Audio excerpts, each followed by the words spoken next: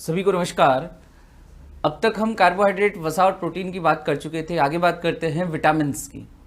Vitamins की कुछ बात हमने लास्ट क्लास के एंड में भी की थी कि भाई ऊर्जा ऊर्जा नहीं देते हमें, लेकिन हमें रोगों से बचा कर रखते, हमारी उपापचयी क्रियाओं में सहायक होते। तो आगे आहार एवं पोषण में हम बात करते हैं विटामिन्स की। आहार एवं पोषण, कुछ अगर इसकी फैक्चुअल बातें देखें, कुछ साइंटिस्टों से रिलेटेड बातें, आहार एवं पोषण, न्यूट्रिशन, फूड एंड न्यूट्रिशन, इसमें हम बात करते हैं विटामिन्स की।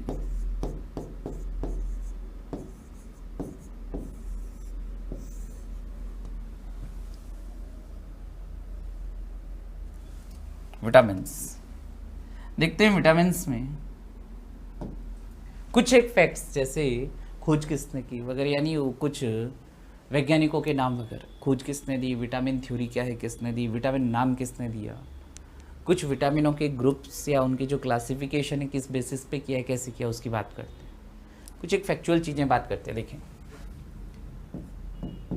कि विटामिन्स की खोज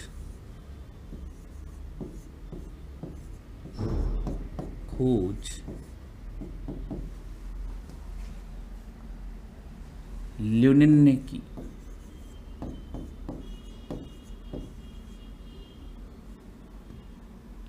ल्यूनिन ने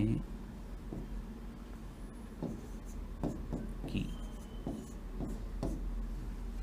आगे बात करते हैं। विटामिन शब्द, टर्म, विटामिन टर्म जो है ये दी फंक ने।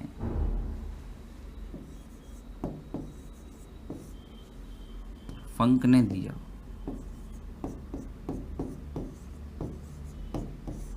और बात करें विटामिन सिद्धांत या विटामिन थ्योरी,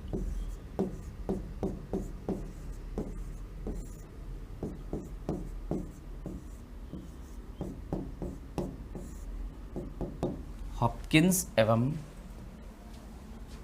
फंक ने प्रस्तुत किया। कुछ एक फैक्ट्स है, ये ध्यान रख सकते हैं।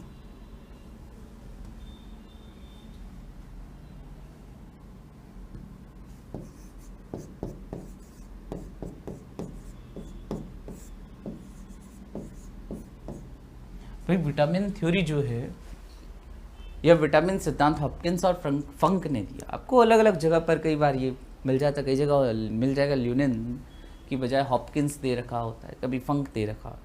लेकिन ध्यान रखना, सबसे पहले जो विटामिन की खोज ल्यूनिन ने की, एनआई ल्यूनिन ने, हॉपकिंस और फंक ने तो ये थ्योरी दी और नाम जो है ये फंक ने प्रस्तुत किया।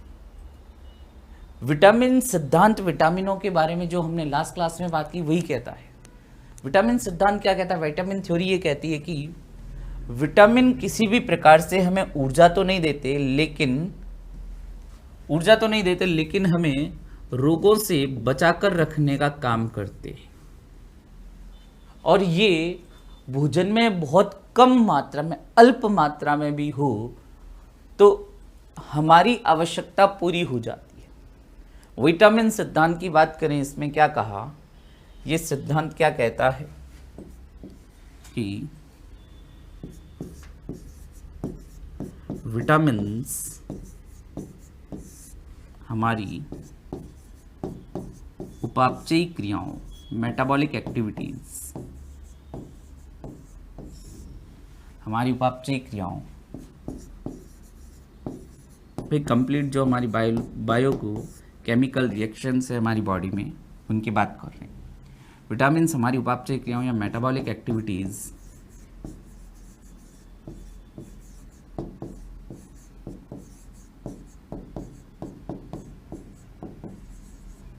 को नियमित बनाए रखते हैं।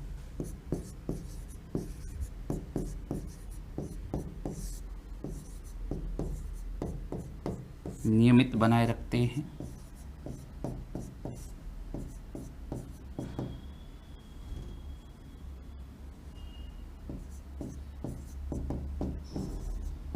ये हमें ऊर्जा तो प्रदान नहीं करते, ये हमें ऊर्जा यानी सोर्स ऑफ एनर्जी तो नहीं है ये,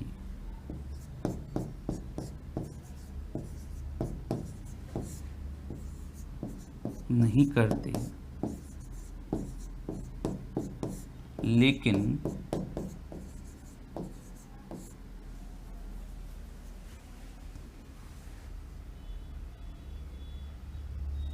ऊर्जा तो प्रदान नहीं करते, लेकिन विभिन्न रोगों से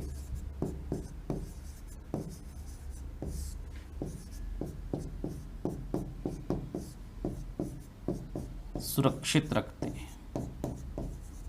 और सबसे बड़ी बात जो अभी करंट सिनेरियो में भी काफ़ी चल रही है, विटामिन सी।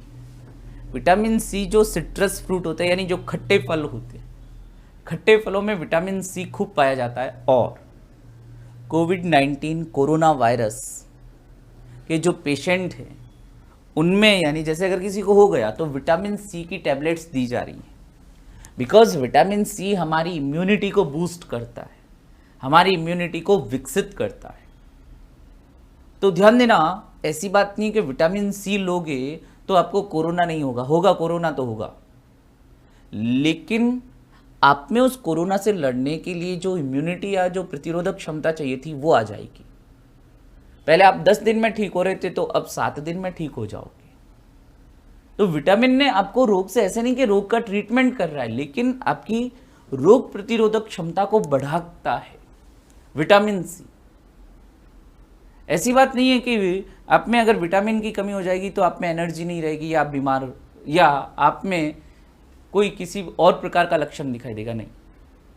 लेकिन हाँ, कुछ क्रियाएं बाधित हो जाती है।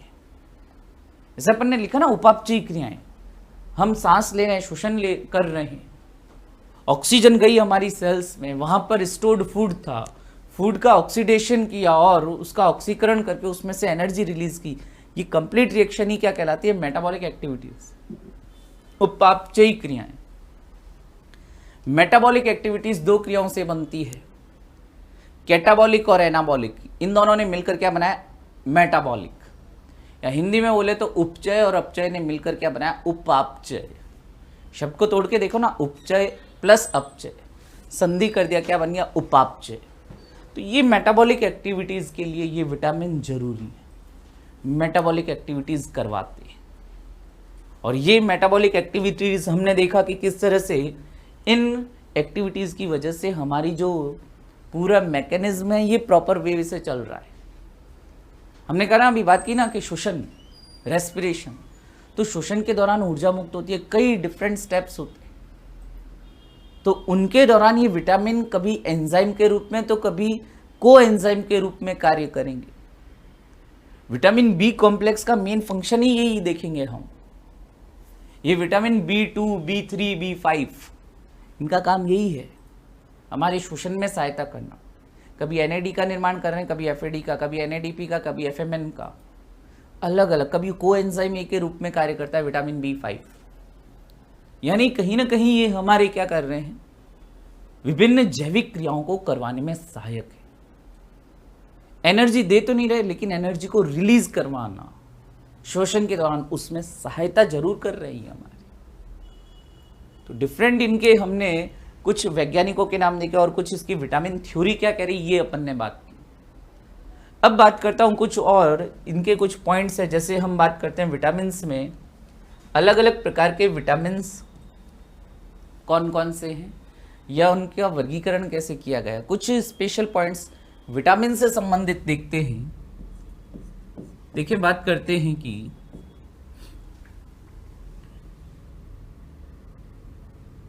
विलेयता के आधार पर,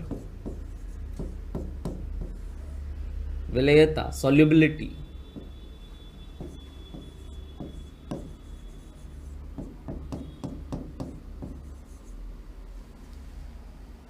के आधार पर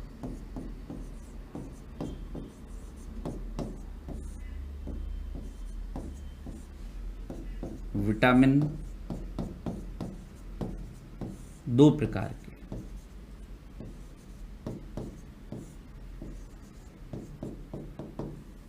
कैसे कैसे हैं देखते हैं।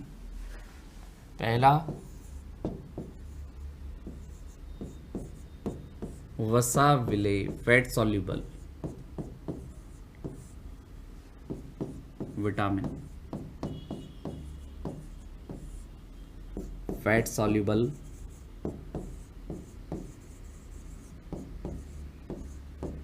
विटामिन्स। और दूसरे हम देखेंगे जल विलेय विटामिन, वाटर सॉल्युबल विटामिन्स।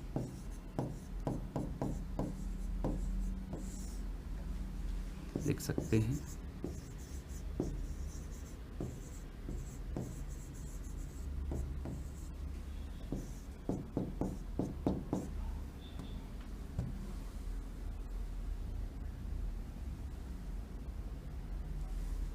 कौन कौन से देखते हैं।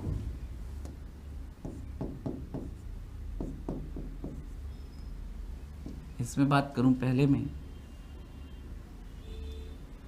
वसा विलेय विटामिन, विटामिन हो जाएंगे ए, डी, ई एंड के।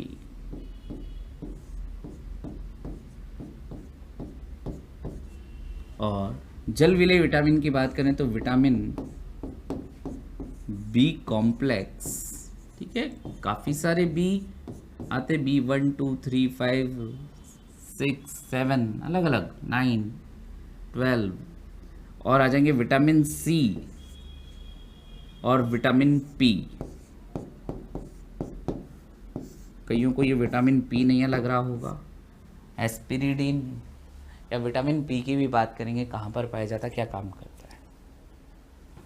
सॉल्युबिलिटी के आधार पर अपन ने 2 कैटेगरी में बांटा और इसी कैटेगरी में बांटकर हम इनको स्टडी भी करेंगे। पहले विटामिन वसा विलेय विटामिन पढ़ेंगे, फिर जल विलेय विटामिन पढ़ेंगे। अब हम बात करें इनमें, जैसे देखो विटामिन ए, सी और ई एंटीऑक्सीडेंट होते हैं।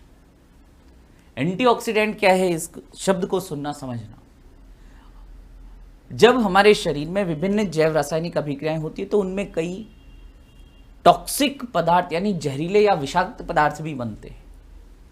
अब इनको हमारी बॉडी से डिटॉक्सिफाई करना यानी इनको हमारी बॉडी से निकालना, डिटॉक्सिफिकेशन निराविषीकरण कहलाता है और ये क्रिया करता है लीवर। बट लीवर को ये क्रिया करवाने में सहायता करते हैं कुछ एंजाइम्स, कुछ ऐसे पदार्थ जो एंटीऑक्सीडेंट के रूप में कार्य करते हैं। और इन एंटी जो ऑक्सीडेंट के रूप में कार्य कर रहे हैं विटामिन ए, विटामिन सी और विटामिन ई, ऑक्सीकारक पदार्थों को एक तरह से न्यूट्रलाइज कर रहे हैं, उदासीन कर रहे हैं। कौन से पदार्थ, कौन से विटामिन है, विटामिन ए, सी और ई। कुछ विटामिन हम ऐसे देखते हैं जो हमारी तंत्रिका तंत्र के विकास के लिए आवश्यक है, यानी इनकी कमी से तंत्रिका तंत्र में विकार हो जाता है। इन्हें कह देते हैं एंटी न्यूराइटिक विटामिन कह देते हैं। एंटी न्यूराइटिक विटामिन की बात करें तो विटामिन बी कॉम्प्लेक्स की 1, 6 और 12 एंटी न्यूराइटिक विटामिन हो जाएंगे। विटामिन सी की बात करूं तो मोस्ट सेंसिटिव विटामिन, ऐसा मोस्ट सेंसिटिव विटामिन है जो हीट के लिए सबसे सेंसिटिव है, ऊष्मा के प्रति। ज्यादा पका देते हो खाने को तो ये विटामिन नष्ट हो जाते हैं।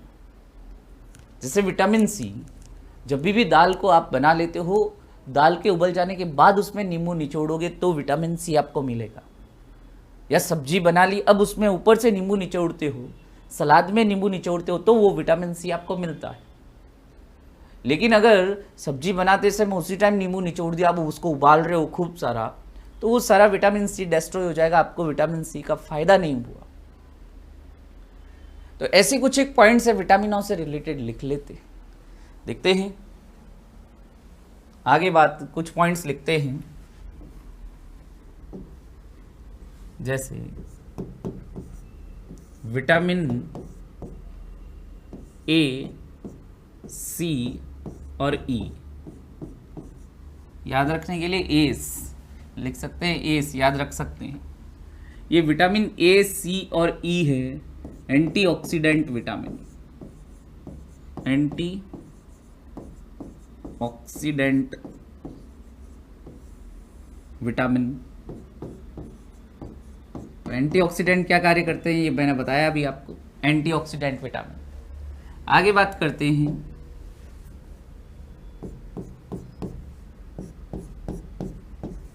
Vitamin B1, B6 and B12।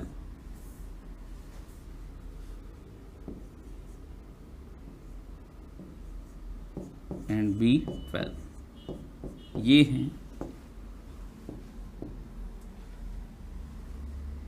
Anti न्यूराइटिक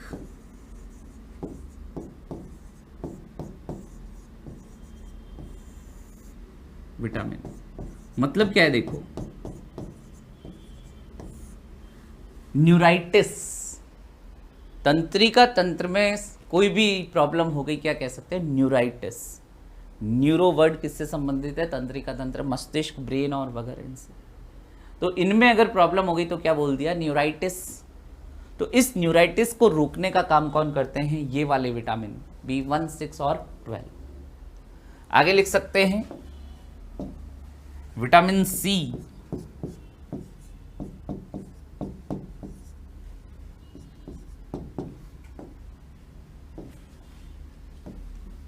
ऊष्मा या हीट के लिए सबसे संवेदी।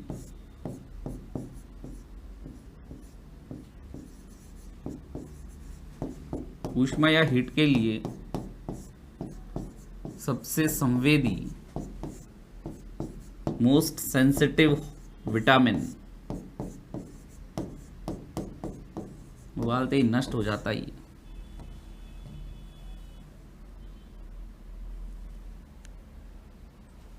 और एक इंपॉर्टेंट पॉइंट ध्यान रखना, एविडिन। हालांकि ये विटामिन तो नहीं है, ये एविडिन कोई विटामिन नहीं है, लेकिन अगर मैं बात करूं ये एविडिन पाया जाता है कच्चे अंडे में, रॉ एग्स में। कच्चा अंडा नहीं खाना चाहिए, कच्चे अंडे में ये विटामिन, एविडिन पाया जाता है। ये एविडिन क्या करता है, विटामिन B7 जो होता है, विटामिन B7 के एब्जॉर्प्शन को रोक देता है एविडिन। अंडे में, कच्चे अंडे में पाया जाता है। तो कच्चे अंडे का सेवन इसलिए नहीं करना चाहिए क्योंकि ये एविडिन क्या करेगा, हमारी बॉडी में विटामिन B7 जिसे बायोटीन या विटामिन H भी कहते हैं, बी कॉम्प्लेक्स का ही भाग है, तो ये विटामिन B7 के एब्जॉर्प्शन को रोक देता है। तो क्या होगा, कच्चा अंडा खाया तो विटामिन B7 की कमी हो जाएगी। अब मन में एक बात आ रही होगी कि सर कई पहलवान तो कच्चा अंडा खाते हैं दूध में मिलाकर, तो फिर कैसे। तो ध्यान रखना, ऐसे जो व्यक्ति कच्चे अंडे का सेवन करते हैं, ज़्यादातर आपने देखा होगा बॉडी बिल्डिंग वाले ही होते, तो उनका न्यूट्रिशनिस्ट जो होते हैं वो ध्यान रखते हैं, उनको पता रहता है कि भाई कच्चा अंडा खाने से विटामिन B7 की कमी होगी, तो हम विटामिन B7 का कोई एक्स्ट्रा सोर्स दें इनको, यानी उनके भोजन में फिर वो विटामिन B7 की कमी करने के भी उपाय किए जाते हैं। अदरवाइज विटामिन B7 की कमी हो सकती है। तो लिख सकते हैं, एविडिन के बारे में मैं लिख रहा हूं कि ये कच्चे अंडे में पाया जाता है,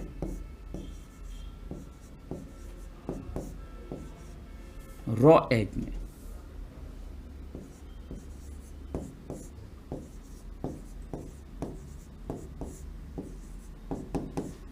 कच्चे अंडे में उपस्थित तथा ये विटामिन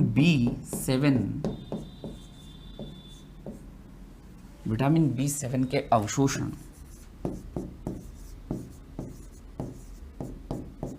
अवशोषण को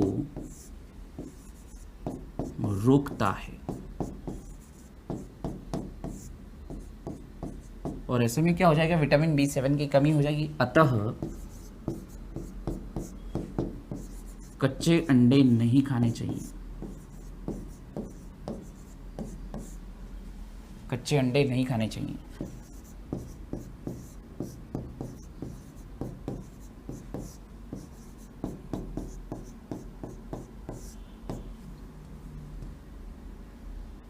कच्चे अंडे नहीं खाने चाहिए। और देखें, एक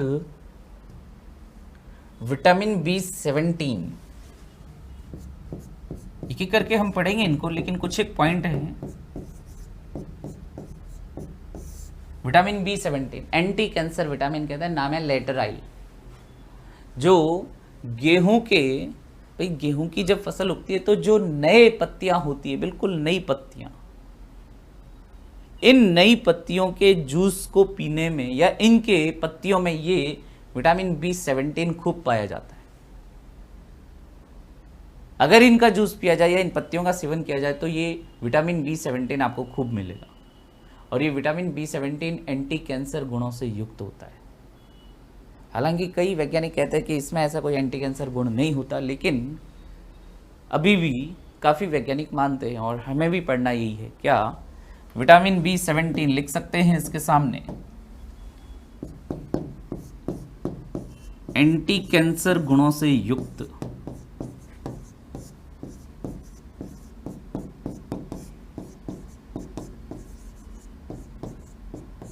विटामिन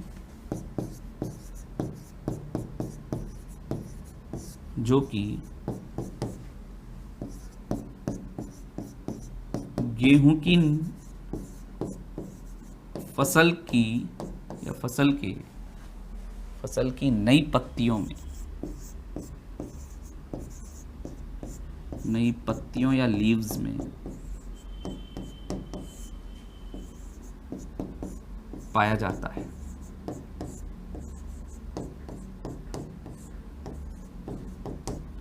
अदर नाम भी बता देता हूं इसको यहीं पर, लेटेराइल भी कहते हैं इसको।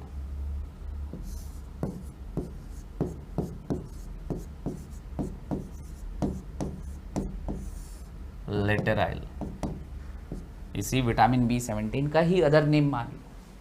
तो कुछ एक पॉइंट्स हमने देखे एक तरह से नोट के रूप में है, जो कि हमें विटामिन अभी पढ़ना है, एक एक करके डिटेल में पढ़ना है, वसा विलेय विटामिन, जल विलेय विटामिन, बट इनसे रिलेटेड इन पॉइंट से सीधा सीधा क्वेश्चंस भी बनते हैं। तो आगे हम बात करते हैं एक एक करके विटामिनों की। तो पहले मैं लिख रहा हूं वसा विलेय विटामिन, फैट सॉल्युबल या लिपिड सॉल्युबल वसा विलेय विटामिन।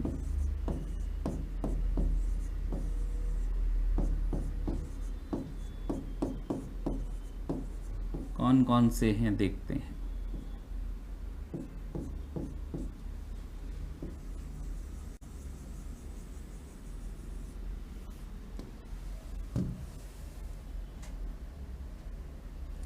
वसा विलेय विटामिन चेक करें।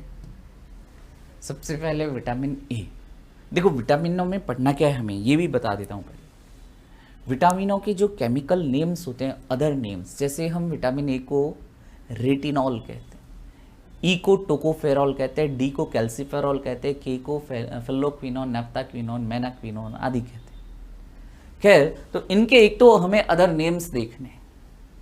कई बार इनके जो नाम होते हैं वो केवल इन विटामिनों को अगर ढंग से पढ़ो तो दूसरे नाम आप खुद निकाल सकते हो। कैसे? भाई विटामिन सी की कमी से हो जाता है स्कर्वी, तो अगर विटामिन सी पर्याप्त लोगे तो स्कर्वी नहीं होगा, यानी विटामिन सी को एंटी स्कर्वी विटामिन बोल दिया, है ना।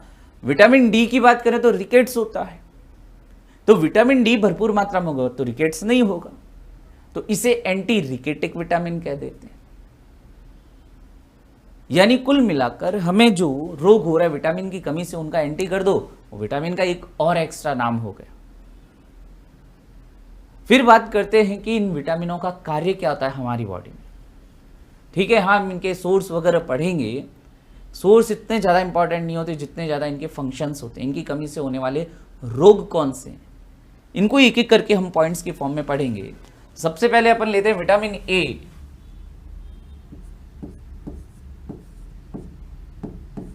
विटामिन ए,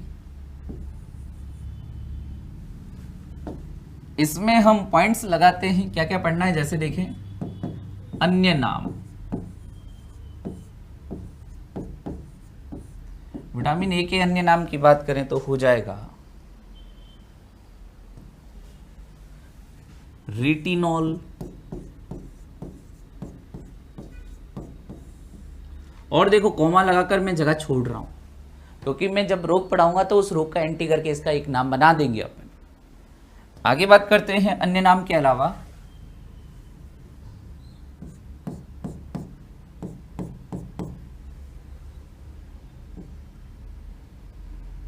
इसकी अगर बात करें कार्य, कार्य क्या करता है, फंक्शन क्या है, लिख सकते हैं कि ये हमारे नेत्रों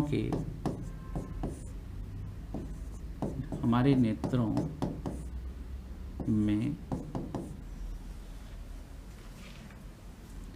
दृष्टि रंजक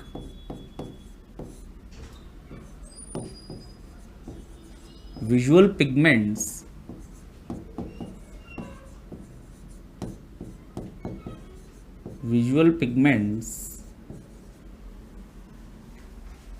दृष्टि रंजक का विकास करता है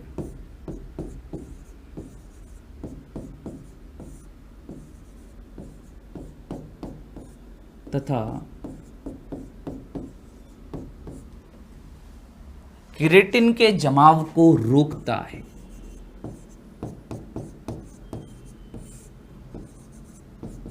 केराटिन के जमाव को रोकता है।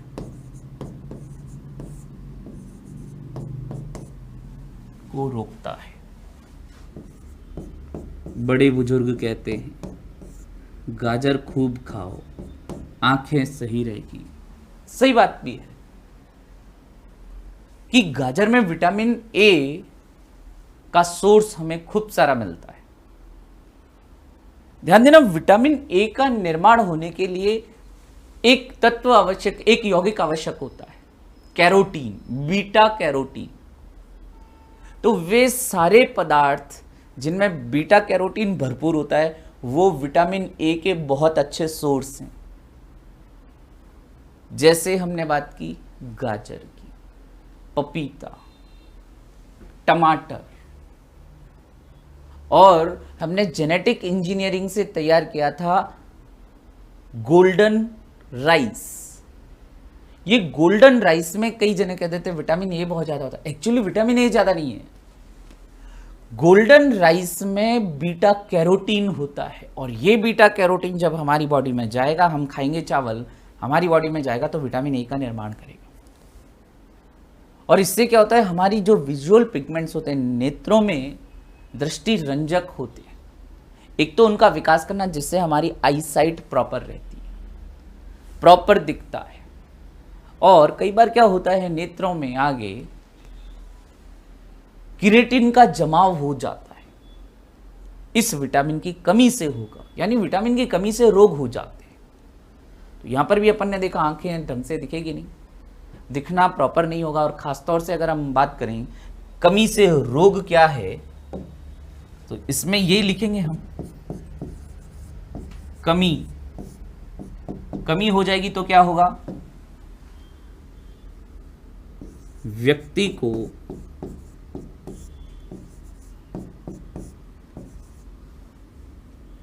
कम दिखाई देता है।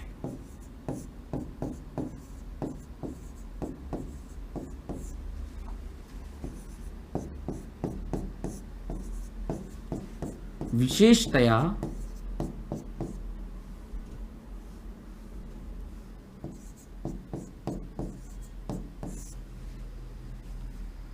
कम प्रकाश की उपस्थिति में। भाई एक बात तो सीधी सी है, लाइट नहीं होगी, प्रकाश नहीं होगा, वैसे ही नहीं दिखेगा।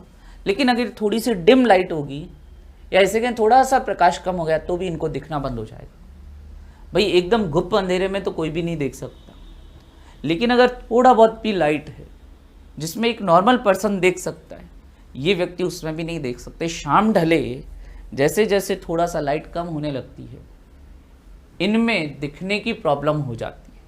तो लिख सकते हैं विशेषतया कम प्रकाश में, और इस कंडीशन को हम कहते हैं, नाम लिख रहा हूं मैं यहां पर, ज़ीरोफ्थैल्मिया।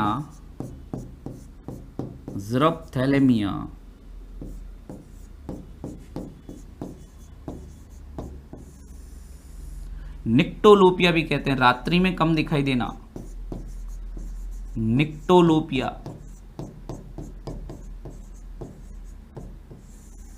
तो चूंकि देखो ये रोग क्या कर रहा है, ज़िरोफ्थैल्मिया से बचा रहा है, इसलिए ये जो मैंने कॉमा छोड़ी ना, अब यहां पर मैं नाम लिख देता हूं एंटी ज़िरोफ्थैल्मिक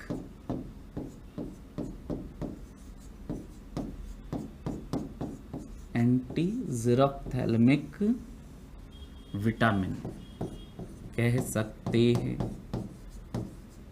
एंटी ज़िरोफ्थैल्मिक विटामिन कौन सा है? Vitamin A. तो हमने अन्य नाम देखे, कार्य की बात की, करता क्या है और इसकी कमी से क्या हो रहा है ये भी बात की।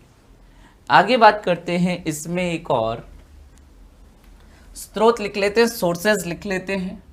हालांकि सोर्सेज कोई बहुत ज़्यादा इंपॉर्टेंट नहीं होते, फिर भी यहाँ चलो हम मेंशन कर देते हैं। स्रोत, कुछ एक विटामिन के स्रोत वाकई में इंपॉर्टेंट होते हैं, जैसे विटामिन डी में बात करेंगे, इसके स्रोत क्या क्या है देखते हैं। जैसे गाजर, पपीता,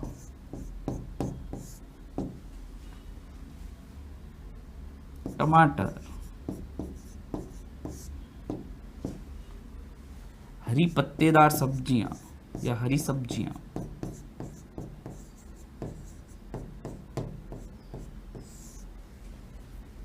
आदि आदि। तो विटामिन ए से रिलेटेड कुछ स्पेशल पॉइंट की अगर अपन बात करें, जैसे वो गोल्डन राइस, बीटा कैरोटीन, और इस विटामिन ए से संबंधित कोई साइंटिस्टों ने भी अगर कुछ किया तो वो भी बात कर लेते हैं। तो आगे मैं लिखता हूं, अगली स्लाइड में स्पेशल पॉइंट करके लिख देते हैं कि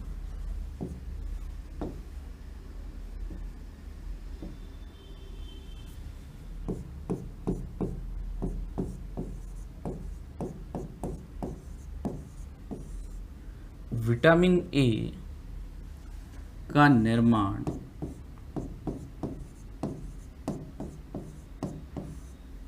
बीटा कैरोटीन से होता है।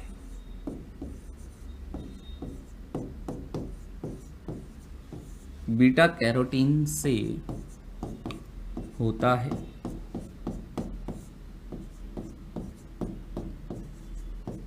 ये बीटा कैरोटीन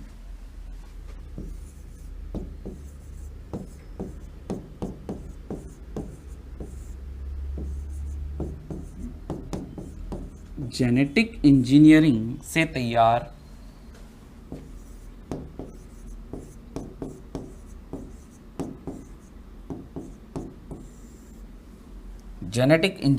तैयार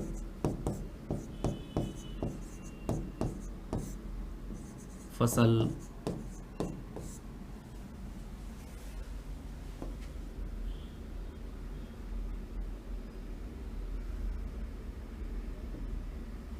गोल्डन राइस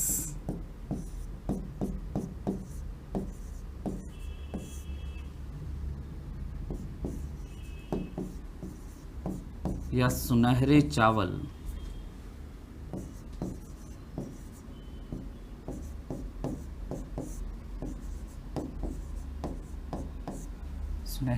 में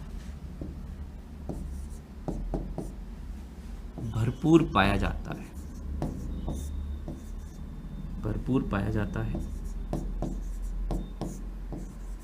तो आपको अगर बीटा कैरोटीन दे दिया ना, बस गाजर में भी यही बीटा कैरोटीन ही होता है, गाजर में भी होता है, लिख सकते हैं ये बीटा कैरोटीन गाजर में भी पाया जाता है।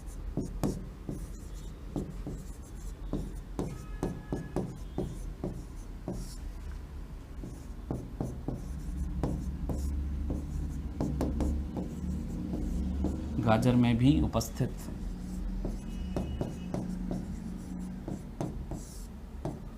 गाजर में भी भरपूर ये बीटा कैरोटीन पाया जाएगा। इसीलिए कहते हैं कि भाई आंखों के लिए जो आपके विटामिन ए आवश्यक होता है, तो ये हमें गाजर में मिल जाता है। इसीलिए कहते हैं गाजर का सेवन करना चाहिए आंखें स्वस्थ रखनी है। तो आगे एक और बात करते हैं, विटामिन ए से संबंधित हमने कुछ साइंटिस्टों के नाम की बात की थी। विटामिन ए की अगर हम बात करें तो दो वैज्ञानिक मैककॉलम और पॉल करेर ने इसकी संरचना के बारे में बताया था। तो लिख लेते हैं पॉइंट कि पॉल कैरेर एवं मैककॉलम ने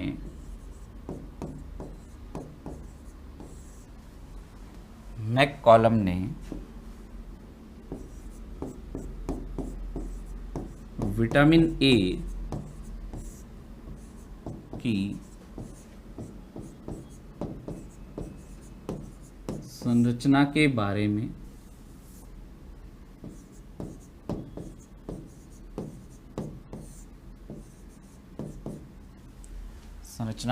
में बताया, जिसके लिए इन्हें नोबेल प्राइज मिला, नोबेल पुरस्कार मिला, जिसके लिए इन्हें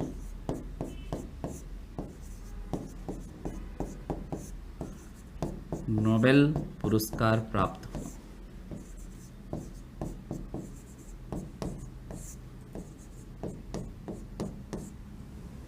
हुआ।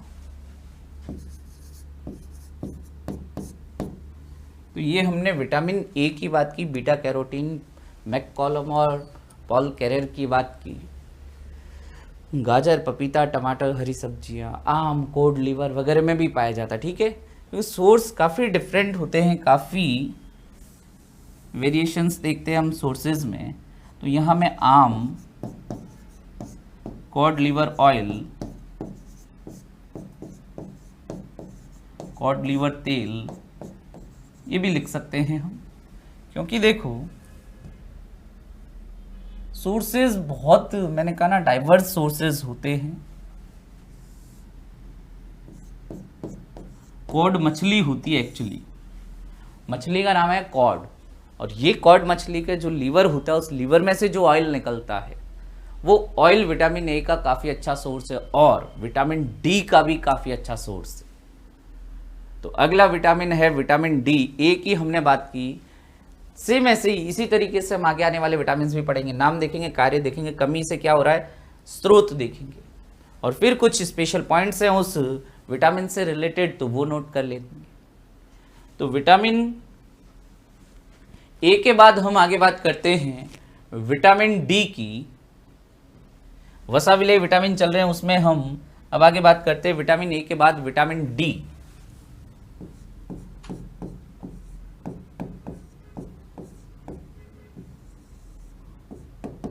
देखें, तरीका वही, अन्य नाम,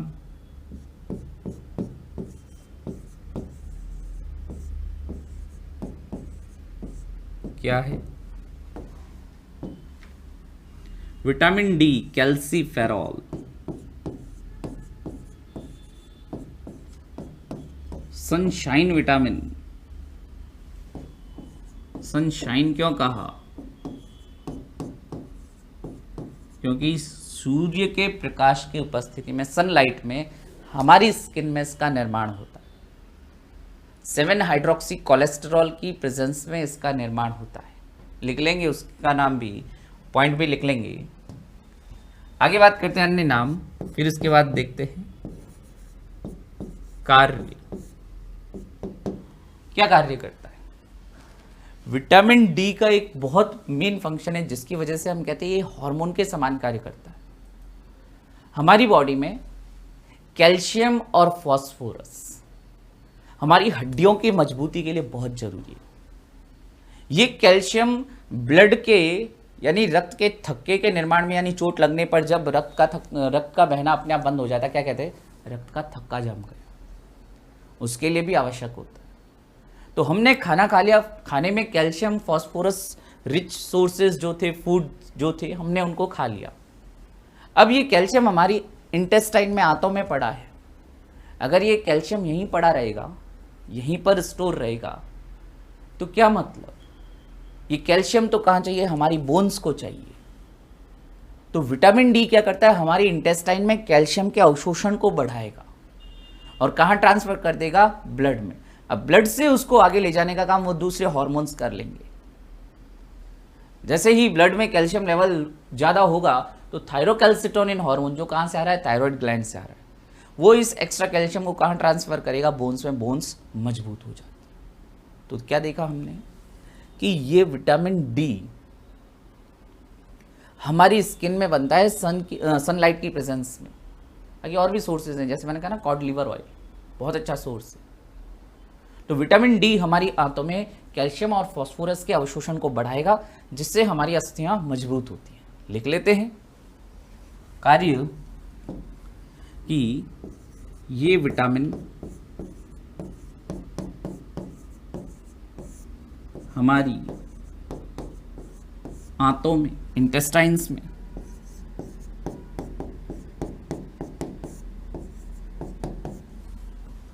कैल्शियम एवं फास्फोरस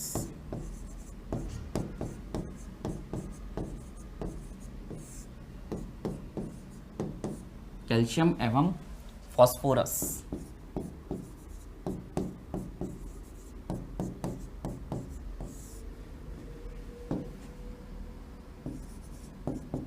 के अवशोषण को बढ़ाता है,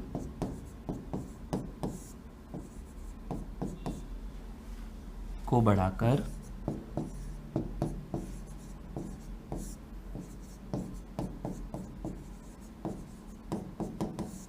अस्थियों को मजबूत बनाने में सहायक, अस्थियों को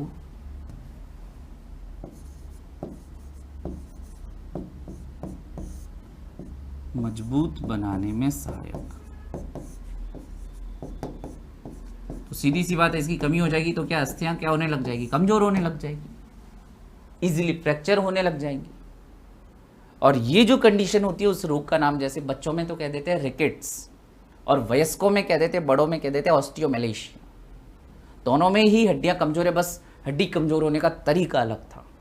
बच्चे में जब हड्डी बन रही थी उस समय अगर कैल्शियम की कमी हो गई तो हड्डियां मुड़ने लग जाती, यानी बेंड आने लग जाता है, जिसे हम कहते हैं रिकेट्स कहते हैं। और वयस्कों में अब हड्डी प्रॉपर अपना आकार तो ले चुकी है, बट उसमें कैल्शियम कंटेंट कम होता जाएगा तो कमजोर हो जाती है, थोड़ी सी चोट लगी फ्रैक्चर हो गया। लिख लेते हैं कार्य के बाद कमी से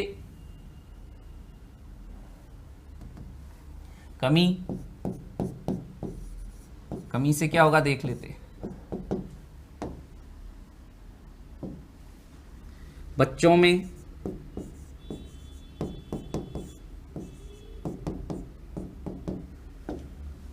रिकेट्स, बच्चों में रिकेट्स,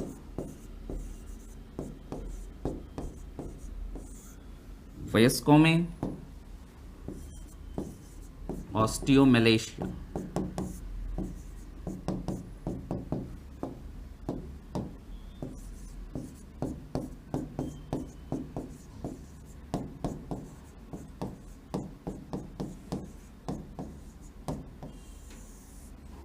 तो चूंकि ये विटामिन क्या करेगा, अगर ये विटामिन बराबर होता, सही मात्रा में होता, तो आपको रिकेट्स नहीं होता। यानी इसलिए इसको हम एक और नाम दे देते हैं एंटी रिकेटिक विटामिन। मैंने कहा ना, रोग का नाम देखो और उसका एंटी करके इनके नाम बना दो, एंटी रिकेटिक विटामिन। ये लो, एंटी रिकेटिक विटामिन हो गया। ऑस्टियोमेलेशिया, वयस्कों में हमने देखा ऑस्टियोमेलेशिया, दोनों में ही अस्थियां कमजोर हो जाती है, लिख सकते हैं। बस मैंने कहा ना, कमजोर होने का जो तरीका है वो थोड़ा सा अलग रहेगा। अस्थियां, बोन्स कमजोर,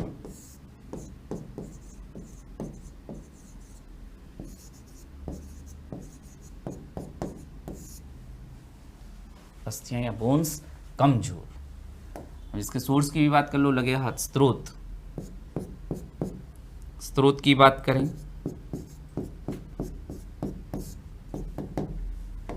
भाई, इसके सोर्सेज, मुख्य स्रोत है cod liver oil, cod liver तेल। और कोई बात नहीं, धूप की उपस्थिति में भाई केवल आपको धूप में जाकर थोड़ी देर बैठना है, तो आपकी त्वचा में हाइड्रोक्सी कोलेस्टेरॉल होता है, वो ये हाइड्रोक्सी कोलेस्टेरॉल क्या करेगा, इस विटामिन डी का संश्लेषण कर लेगा। तो लिख सकते हैं धूप की उपस्थिति में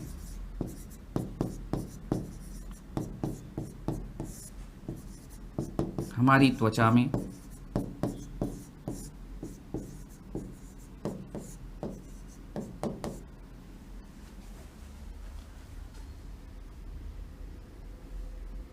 हाइड्रोक्सी कोलेस्टेरॉल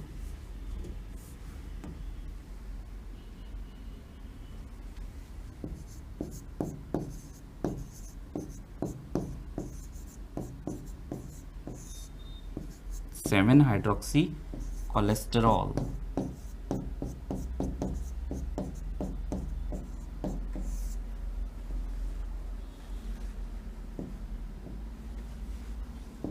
विटामिन डी का निर्माण करता है।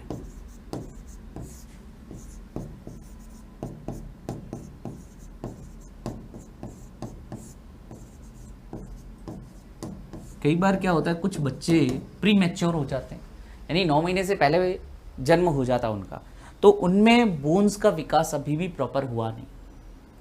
वैसे तो पैदा होने के बाद भी बोन्स का विकास होता है, but at the time of birth यानी जन्म के समय जैसी होनी चाहिए थी अस्थियां, उनमें और कमज़ोर होती है, क्योंकि 9 महीने पूरा टाइम उसने वहाँ स्पेंड नहीं किया।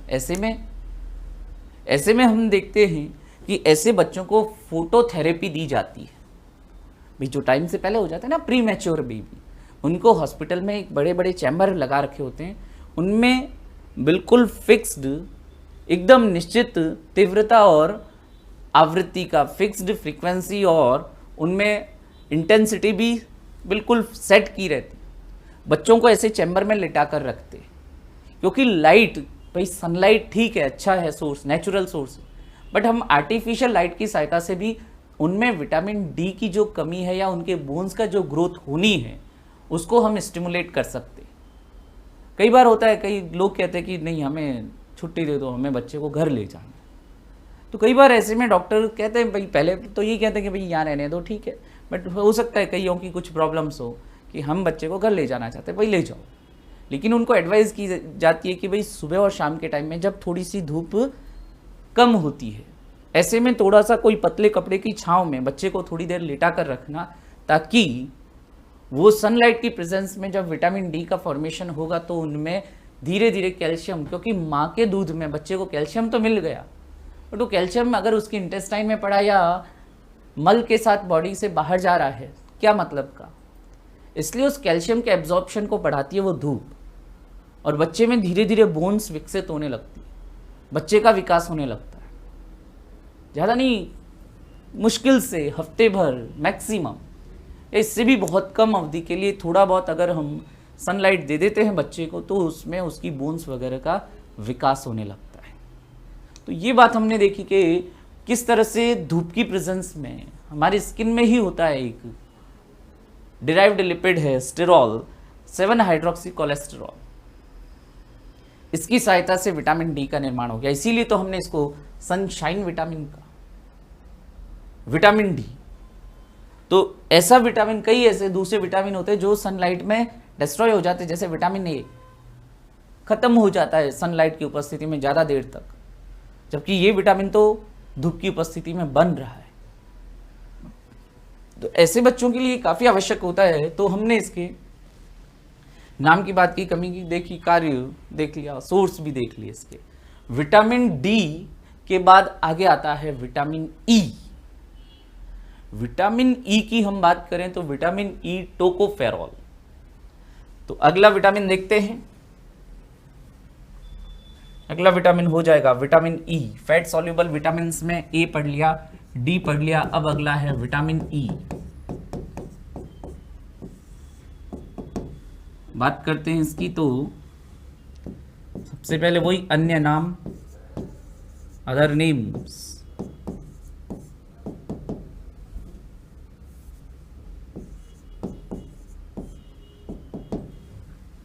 अन्य नाम की बात करें तो टोकोफेरॉल। फिर आगे कॉमा करके जगह छोड़ रहा हूं क्योंकि और नाम आएगा, रोग देखेंगे फिर इसका नाम लिख देंगे।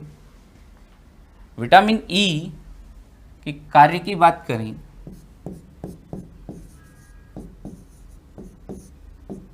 दो मेन फंक्शन है।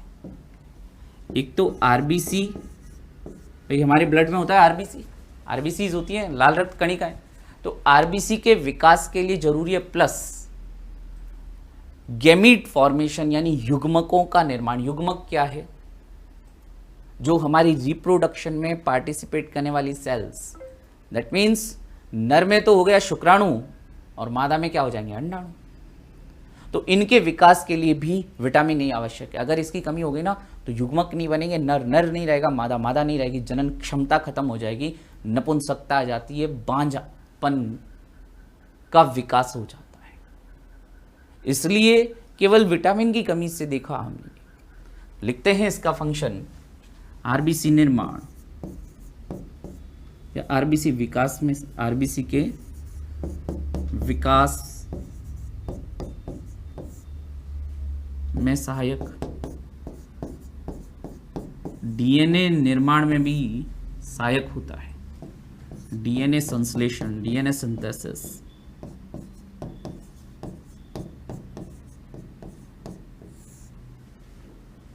डीएनए संश्लेषण में सहायक। और देखें तथा युग्मकों गैमीट्स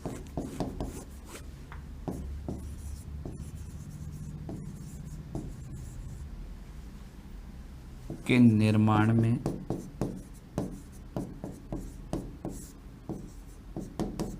आवश्यक।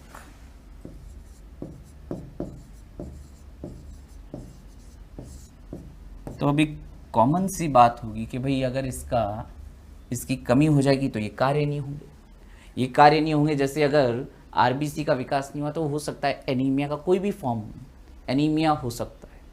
आरबीसी की कमी हम कब देखते हैं? एनीमिया में। और हम देखते हैं डीएनए के संश्लेषण में सहायक है। और हमने क्या देखा? युग्मकों का निर्माण। तो युग्मकों का निर्माण नहीं होगा, इसकी कमी हो जाएगी, तो ऐसे में व्यक्ति या मादा क्या हो सकती है? नपुंसक या बांझ हो सकती है, जनन क्षमता खत्म हो जाती है। तो देखते हैं इसमें कार्य के बाद इसकी कमी से जो रोग होते हैं उनकी बात करते हैं। आगे बात करते हैं इनकी कमी से होने वाले रोग। तो कमी से होने वाले रोग में हम देखते हैं कि इसकी कमी से एनीमिया हो सकता है, रिप्रोडक्टिव फंक्शन में दिक्कत हो सकती है। लिखते हैं कार्य के बाद कमी,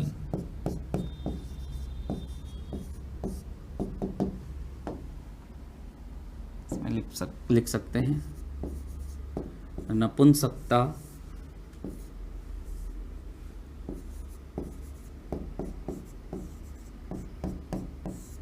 नपुंसकता, बांझपन,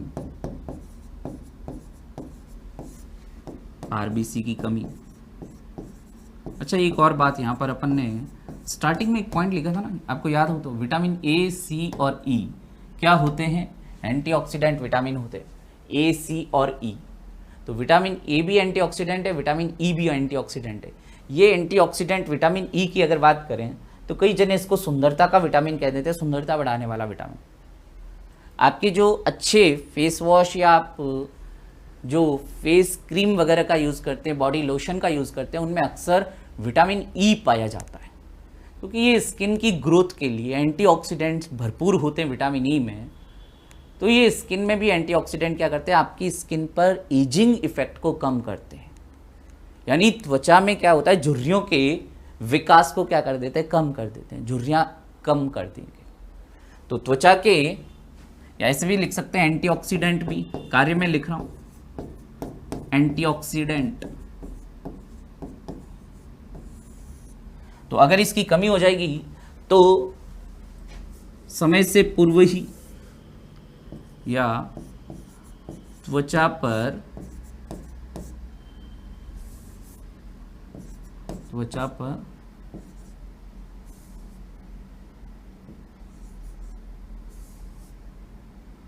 झुर्रियों का विकास, रिंकल्स, झुर्रियों का विकास।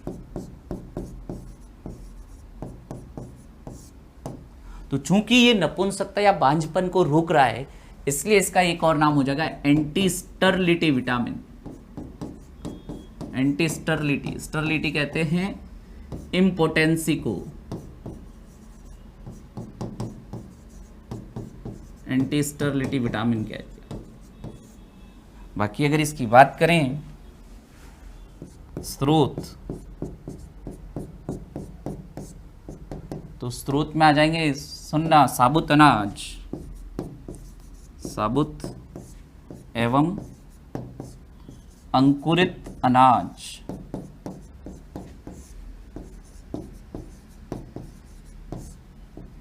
और देखें हरी पत्तेदार सब्जियां, ग्रीन लीफी वेजिटेबल्स, फल, कई फलों में खूब पाया जाता है, फल आदि। तो ये हमने विटामिन ई की बात की, कुछ स्पेशल पॉइंट्स विटामिन ई में भी हमने देख लिए। यहीं पर एंटीऑक्सीडेंट वगैरह, आरबीसी की कमी हो जाती, त्वचा पर झुर्रियाँ पड़ने लग जाती है, सुंदरता का विटामिन कह देते हैं, बट ये कोई एक बहुत ऐसे कह सकते हैं कि ऐसा कोई टर्म नहीं है कि जो ज़रूरी है बहुत, बस हाँ ये हमने देख लिया ना कि एंटीऑक्सीडेंट है तो हमारी स्किन की ग्रोथ के लिए बहुत ज़रूरी है। स्किन पर जो एजिंग इफेक्ट होता है, जीर्णता का जो प्रभाव होते हैं, उनको कम करता है। तो स्किन को हेल्दी रखना, न्यूट्रिशन देना प्रॉपर, ये विटामिन ई का काम है। कमी हो गई तो ऐसी प्रॉब्लम आ जाती है। हमेशा अपन देखते हैं जैसे डेली लाइफ में जो भी आसपास अपन देखते हैं, चाहे टीवी का ऐड ही क्यों ना हो, काम के ही होते हैं। तो ये हमने कुछ बात की, विटामिन ई से संबंधित ए डी ई पढ़ लिया। आगे विटामिन के और है जो वसा विलेय विटामिन है, फैट सॉल्युबल ही है। विटामिन के की बात करते हैं नेक्स्ट क्लासेस में। Thank you very much.